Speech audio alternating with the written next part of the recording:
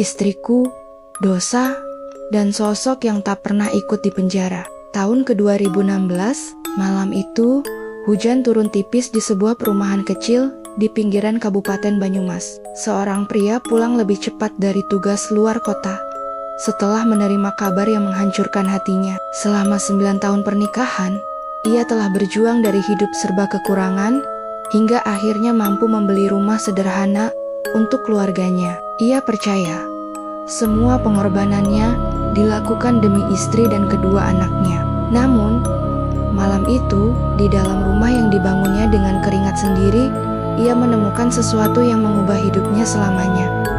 Satu malam penuh amarah membuatnya kehilangan kebebasan, tetapi hukuman penjara ternyata bukan akhir dari penderitaannya. Karena setelah seseorang kehilangan nyawa malam itu, ada sesuatu yang seolah ikut masuk ke dalam tahanan bersamanya. Sesuatu yang tidak terlihat, sesuatu yang hanya muncul saat malam tiba, dan sesuatu itu terus meminta maaf. Namaku Raka Pratama.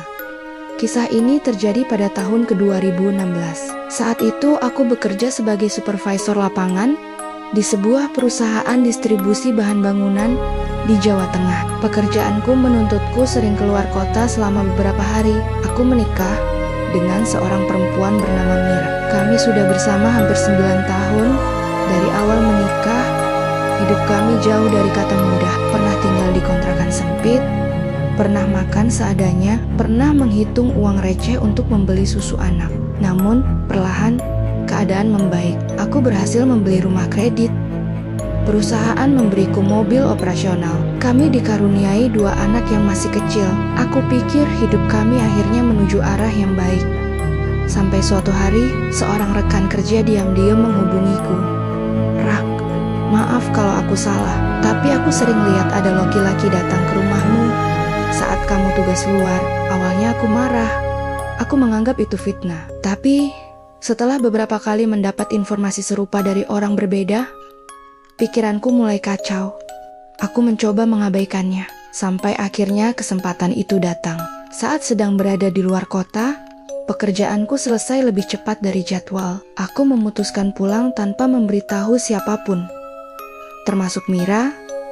Sepanjang perjalanan, dadaku terasa sesak. Aku berusaha meyakinkan diri bahwa semua kabar itu salah, bahwa istriku tidak mungkin mengkhianatiku, bahwa rumah tangga yang kami bangun selama bertahan-tahan tidak mungkin hancur begitu saja. Namun ketika mobil memasuki kompleks perumahan sekitar pukul 9 malam, aku melihat sebuah kendaraan asing terparkir di dekat rumahku. Jantungku langsung berdegup kencang, telapak tanganku dingin, pikiranku kosong. Aku hanya duduk memandangi rumah itu dari kejauhan, rumah yang selama ini menjadi tujuan pulangku, rumah yang tiba-tiba terasa asing. Aku tahu, jika aku masuk ke sana, hidupku tidak akan pernah sama lagi. Aku turun dari mobil. Langkahku terasa berat. Aku tidak memilih masuk lewat pintu depan. Aku memutar ke samping rumah. Bagian itu lebih sepi. Tidak mudah terlihat tetangga. Aku berdiri beberapa saat di depan pintu samping. Napas terasa sesak, tubuh gemetar.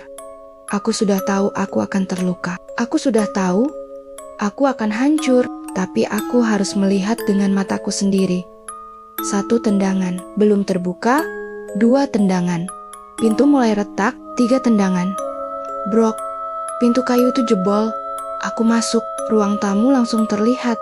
Dan di balik pintu kamar yang terbuka, aku menemukan kenyataan yang selama ini berusaha kutolak. Mira ada di sana, bersama seorang laki-laki lain. Dunia seakan berhenti berputar. Semua suara menghilang. Yang tersisa hanya rasa sakit yang tak bisa dijelaskan dengan kata-kata. Aku tidak ingat seluruh detail kejadian malam itu. Yang kuingat hanya ledakan emosi, amarah, pengkhianatan, kekecewaan, semuanya bercampur menjadi satu. Aku berteriak. Aku menangis. Aku kehilangan kendali. Mira terus memohon, terus meminta maaf. Tetapi saat itu, aku tidak lagi mampu berpikir jernih. Beberapa menit kemudian, seseorang kehilangan nyawanya malam itu. Dan aku langsung sadar bahwa hidupku juga ikut berakhir. Bukan secara fisik, tapi Sebagai manusia bebas, setelah semuanya terjadi, aku keluar dari rumah. Aku tidak melarikan diri. Aku tidak bersembunyi. Aku berjalan menuju jalan raya dan mencari kendaraan. Tujuanku hanya satu, kantor polisi. Sesampainya di sana, polisi yang berjaga bahkan tidak memahami apa yang ingin kusampaikan. Aku gemetar, menangis, lalu berkata pelan, "Pak, saya datang untuk menyerahkan diri." Ruangan itu langsung hening. Polisi mengira aku bercanda, tapi ketika mereka melihat wajahku, mereka tahu aku tidak sedang bermain-main. Malam itu juga aku dibawa ke ruang pemeriksaan, dan sejak saat itu, hidupku berubah menjadi milik negara. 2 hari setelah ditahan, sesuatu yang aneh mulai terjadi. Para penghuni sel mengeluh tentang satu hal yang sama. Mereka mencium bau amis. Bukan bau darah, bukan bau bangkai, tapi bau yang aneh, seperti ikan hidup yang baru diangkat dari air. Mereka mengatakan bau itu selalu muncul setiap kali aku berada di dalam sel. Padahal aku sudah mandi berkali-kali, berganti pakaian, membersihkan diri. Namun bau itu tetap ada. Awalnya aku tidak peduli, kupikir mereka hanya bercanda. Sampai suatu malam, beberapa tahanan mengaku mendengar suara tangisan dari sel kosong di ujung koridor. Suara itu terdengar hampir setiap malam. Dan anehnya, tangisan itu mulai muncul sejak aku masuk ke sana. Hari-hari berlalu, proses hukum berjalan. Aku berusaha menerima semua konsekuensi perbuatanku. Tetapi suatu malam, saat duduk sendirian, setelah salat, aku mendengar sesuatu, bukan suara yang terdengar oleh telinga, lebih seperti suara yang muncul di dalam kepala. Pelan, sangat pelan, seolah seseorang berbisik tepat di sampingku. "Maafkan saya," aku terdiam. Kupikir hanya halusinasi. Namun suara itu kembali, lebih jelas, lebih dekat. "Maafkan saya." Aku langsung beristighfar, mencoba mengusir pikiran itu. Tetapi semakin kutolak, semakin sering suara itu muncul. Beberapa bulan kemudian, aku dipindahkan ke lembaga pemasyarakatan. Kupikir semua gangguan akan berakhir. Aku salah. Teman-teman satu kamar mulai mengeluhkan hal aneh. Mereka mengatakan aku sering mengigau saat tidur. Terkadang seperti marah, terkadang seperti sedang bertengkar dengan seseorang. Bahkan ada yang mengaku melihatku duduk sambil menunduk dan berbicara sendiri di tengah malam. Padahal aku sama sekali tidak mengingat apapun ketika bangun. Mereka mengatakan hawa di sekitar tempat tidurku terasa berbeda.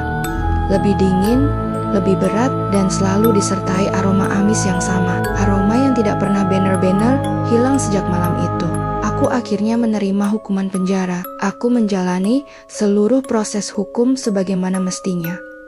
Kesalahan tetaplah kesalahan. Tidak ada pembenaran untuk kemarahan yang membuat seseorang kehilangan nyawa. Namun, sampai hari ini, ada satu pertanyaan yang tidak pernah bisa kujawab. Apakah semua kejadian aneh di dalam tahanan hanyalah rasa bersalah yang menghantuiku? Ataukah memang ada sesuatu yang ikut pulang dari rumah itu pada malam tahun 2016? Sesuatu yang terus mengikuti langkahku, sesuatu yang tidak pernah terlihat, dan sesuatu yang sampai hari ini masih terdengar berbisik di sudut-sudut ingatan.